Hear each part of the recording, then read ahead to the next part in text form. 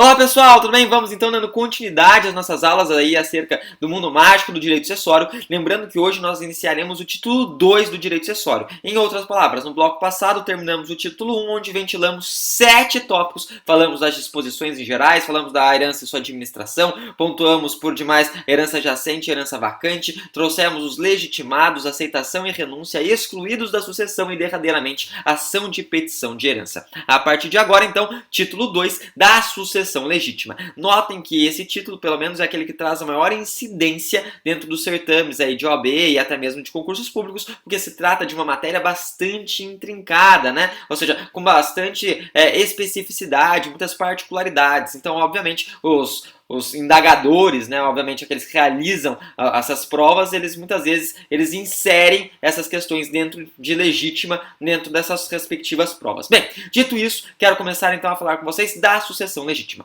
Lembrando tão só o que eu já trouxe para vocês dentro da disposição em geral, falando que nós temos duas modalidades sucessórias. Nós temos a modalidade, né, sucessão testamentária, essa nós veremos no título 3 mais para frente, e temos justamente essa chamada de legítima. A legítima, gente, ela não é uma disposição de última vontade, por isso que ela recebe o nome muitas vezes de ab intestato. Isso já tinha trazido para vocês. Em outras palavras, se não há testamento, a própria lei ela faz uma pressuposição daquelas pessoas que herdariam, daquelas pessoas que, obviamente, o morto indicaria se vivo estivesse. E isso, né, que a gente chama de ordem de invocação hereditária, está no artigo 1829. E nós pontuamos por demais, né, que ainda que tenha existido o testamento, em 3 situações, óbvio, 3 porque 3 é mágico, né? Pai, Filho, Espírito Santo, Isus, Osíris e Horus, Eusados, Poseidon, né? Em 3 situações, ainda que tenhamos testamento, nós falaremos também de legítima. Quando esse testamento tiver caducado, quando esse testamento, obviamente, ele for nulo, ou derradeiramente, quando o testamento, essa disposição de última vontade, ele não abarca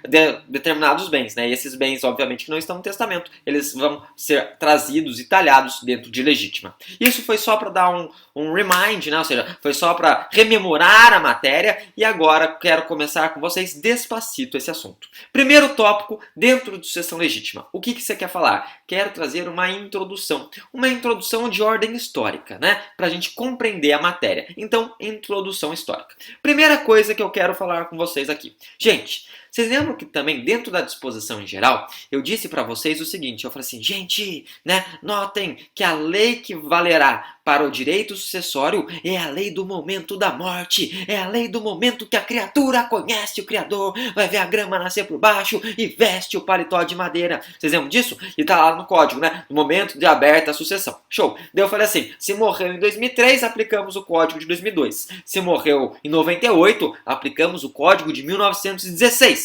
Né? E se morreu em 16, no caso que nós temos aí, se aplicam aí as ordenações, né, filipinas. Show de bola, sem crise, sem grandes entraves. Por que você está falando disso?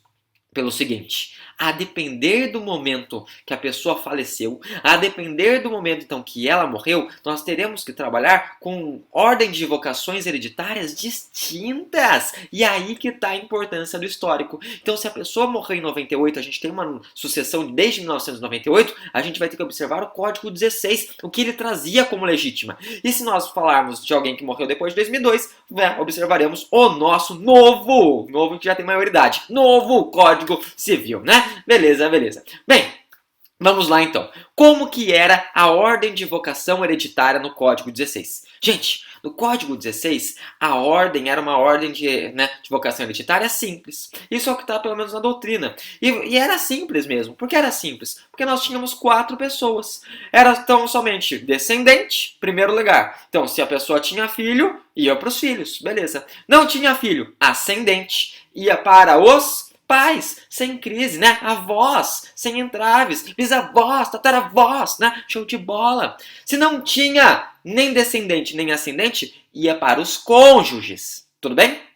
E se não tinha cônjuges, os colaterais. Era simples, porque era uma pessoa em cada elemento. Ocorre, gente, que os cônjuges eles achavam isso meio injusto, com toda razão. Por quê? Porque eles conviveram a vida inteira com a pessoa que morreu, com a pessoa que passou dessa para melhor, que teve o fechar das cortinas, que deixou o plano carnal e foi para o plano etéreo. E o que acontece? Não tinha direito sucessório, né? Se tivesse filho ou se de repente tivesse deixado uma sogra. Que loucura! E o que acontecia? Então, as palavras, o cônjuge ele não era protegido, ele não era salvaguardado, pelo menos no direito sucessório. O nosso dispositivo, no Código 16, ele trazia um instituto chamado de usufruto vidual. Usufruto vidual podia usufruir daquilo que eles, obviamente, constituíram em vida. Então, somente isso. Que putaria! Né? Justamente em razão disso, para evitar essa putaria, pelo menos com relação aos cônjuges, o que aconteceu? O nosso legislador, no Código de 2002, ele tornou aquilo que era simples em algo mais complexo. Como assim? Ele começou a, obviamente, jogar os cônjuges de uma sucessão, uma ordem de vocação hereditária conjunta. Em outras palavras, hoje nós temos o quê? Nós temos, primeiro detalhe, 1829. Isso tudo que eu estou falando está no 1829. O que acontece? Hoje nós temos os descendentes, eles vão ser o quê? Vão estar na ordem de vocação conjuntamente mais os cônjuges. Então vocês verão, descendentes mais cônjuges. Leve, não tem descendentes. Daí a gente vai para a segunda lista, que é ascendentes mais cônjuges. Não tem ascendentes. Daí falaremos só dos cônjuges. E derradeiramente nós pontuaremos aí os colaterais. Então hoje nós temos uma sucessão, uma ordem de vocação mais complexa. Mais complexa justamente por isso, porque dentro dessa ordem aí de presunção legal, falaremos pelo menos de duas pessoas no inciso 1 e 2. Descendente mais o cônjuge, ascendente mais o cônjuge. Tudo tranquilo, sussa. Óbvio, entretanto, contudo, todavia, que isso nos traz algumas consequências. Quais consequências, prof? As seguintes. Primeiro detalhe, hoje não tem mais sentido nós trabalharmos o chamado usufruto vidual. Por que não temos mais esse sentido? Porque se a partir desse momento o descendente ele já herda com o cônjuge, não tem porque dar para o cônjuge, além do que ele vai receber, mais um usufruto de vida. Não. Em outras palavras, pós-Código de 2002, acaba o Instituto do Usufruto Vidual. Né? É debelado o Instituto do Usufruto Vidual, pós-Código de 2002. Então a gente não trabalha mais esse Instituto pretérito. Em contrapartida, né, nós daremos a esse cônjuge, e falaremos dentro dessa sucessão legítima, pelo menos dentro desse título, o quê? O chamado direito real de habitação. Direito real de habitação. Aqui é tiro, porrada e bomba. Aqui é a Valesca Popozuda. A gente vai ver isso mais pra frente, tudo bem? Show de bola. Então, dentro do Código de 2002, uma proteção que substitui esse usufruto vidual é o chamado direito real de habitação. Um instituto que ventilaremos em breve para vocês. Então, arranca o usufruto vidual, surge direito real de habitação. Outra coisa que eu acho interessante falar para vocês. O que, prof? Eu tô ficando empolgado. E eu também. É o seguinte, gente. Olha que interessante, tá? No ano de 2016. Por quê?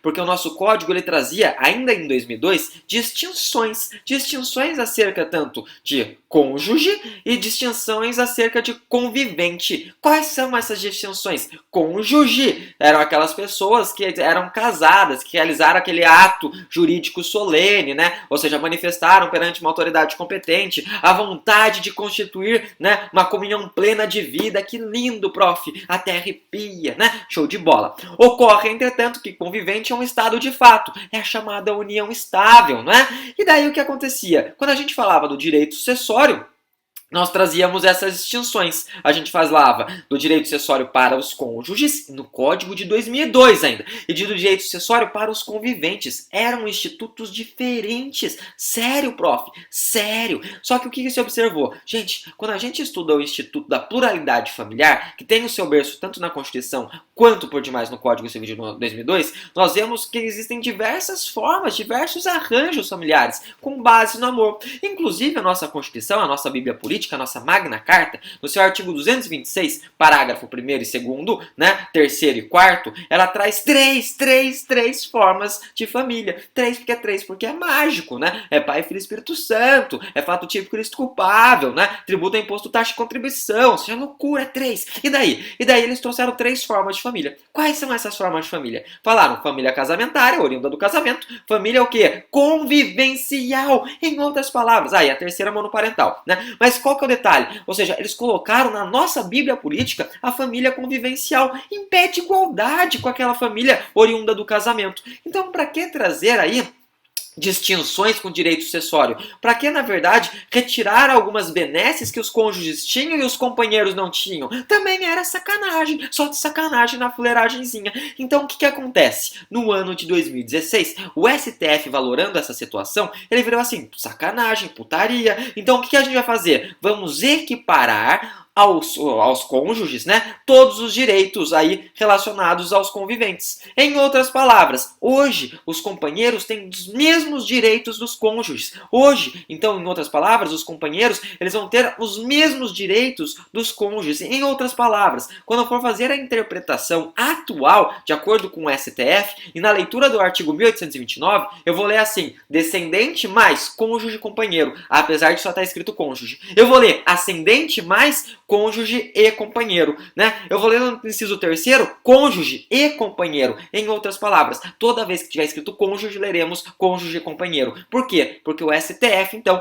ele julgou inconstitucional o artigo 1790 do Código Civil. Julga inconstitucional o artigo 1790 do Código Civil no ano de 2016. E notem, mais duas coisas, daí eu termino pelo menos esse bloco. O que você quer falar? O seguinte, então, em outras palavras, a partir dessa decisão, isso eu já trouxe para vocês, a partir dessa decisão, então, do Supremo Tribunal Federal, podemos dizer que tanto os cônjuges, né, quanto os companheiros, eles podem ser considerados herdeiros necessários. Porque quando a gente lê ali no artigo 1845, vai falar, são herdeiros necessários, reservatários, forçados, aqueles que têm a proteção da legítima, 50% do patrimônio, né? Quem são? Ascendentes, descendentes e cônjuges. Calma aí, a partir dessa decisão, então, cônjuges e companheiros. Leve, leve. E a segunda observação em razão dessa decisão, qual que é? Quando a gente também fizer a leitura, eu acabei de falar para vocês que no Código 16 nós tínhamos usufruto vidual e no de 2002 não existe mais esse usufruto vidual, né? Surge em seu lugar o direito real de habitação. Só que no Código, quando a gente fala de direito real de habitação, só está escrito, né, a possibilidade ao direito real de habitação, o cônjuge, não fala de companheiro.